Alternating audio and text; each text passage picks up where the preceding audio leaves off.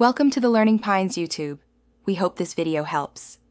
In this video, I will explain how to fix Roblox not installing from the Microsoft Store. First, let's start with some basic checks. Make sure your internet connection is strong and reliable. A weak signal can prevent downloads. Next, confirm that your Windows operating system has all the latest updates installed, as outdated systems can cause compatibility issues. Finally, open the Microsoft Store and ensure the store application itself is fully updated to its newest version. These initial steps often resolve many common installation problems. If the basic checks don't work, resetting the Microsoft Store is often the next best step. You can clear the store's cache by running WS Reset. EXE, this usually takes about 1 minute to complete. Alternatively, navigate to your Windows settings, find apps and features, locate the Microsoft Store, and choose to either repair or reset it.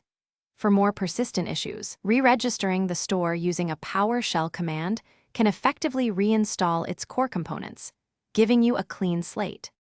Sometimes, account or system settings can interfere with installations.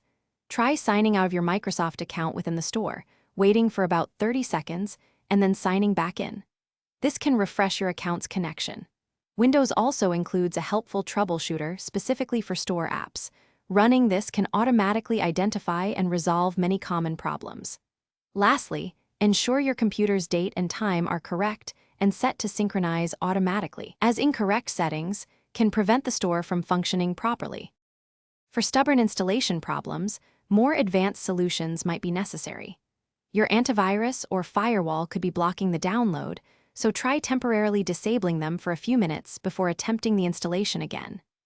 If that doesn't work, creating a new local user account on your computer and trying to install Roblox from that profile can sometimes bypass user-specific corruptions. As a last resort, if all else fails, you might need to reinstall the Microsoft Store itself, which can be done through PowerShell commands. Thanks for watching. Consider subscribing if we helped you.